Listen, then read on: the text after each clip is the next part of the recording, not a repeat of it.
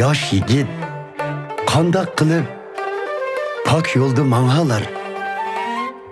U faqat kalomingga amal qilganda bo'lar.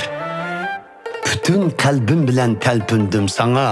Haq yo'lingdan ezishga yo'l qo'yma menga. Niyat qilib gunohkor bo'lmaslikni saqladim qalbimda chin so'zlaringni. Hem sana bo'lsin Parvardigor sana o'rgatkaysan nizomlaringni menga. Odamlar xursand bo'lgandek boyliqlaridan shodlanaman o'zim farzlaringdan. Suyundirdi nizoming meni, unutmayman kalomingni. G'am g'ussala dastidan oduq yetdi jinimga. Kalomingga asosan kuch qudrat bergin menga.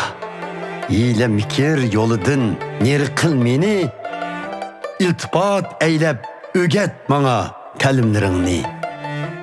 Tanladim men sadoqat yo'lini. Ko'z oldimda tutaman hukmlaringni. Qalbimni yo'ritqaysan, yo'lingni tutay. Bütün vücudim bilan ulağa amal qilay. Əmrləringə boysunduğan qılğın meni, çünki söymən senin yolunda menişni. Mayıl qılmay qalbimni mənfəətlərə, bəlki xuştar qılğın senin pərzləringə. Nəzrimni yiraq qılıb saqlıqdın, öz yolun bilan meni ruhlandırğın. Ne kadar talpinimen yol yoruqlarınga meni ruhlandırgın haqqaniligingda. Ey Parvardigor, ko'rsatib manguluk muhabbetingni ato qil menga, va'da qilgan nijotligingni.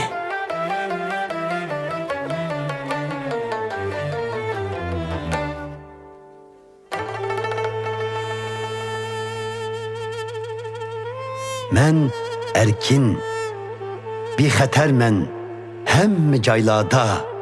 Chunki itoat qilib keldim yo'l yo'riqlaringga. Yursammu gar musofir bo'lib fani dunyoda, farmonlaring bo'ldi menga go'zal bir naqsha. Ey Parvardigor, rioya qilman ta'limlaringga, yod etaman nomingni her bir kechida.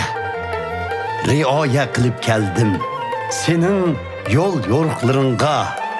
Bunda qilish baxit elib keldi menga.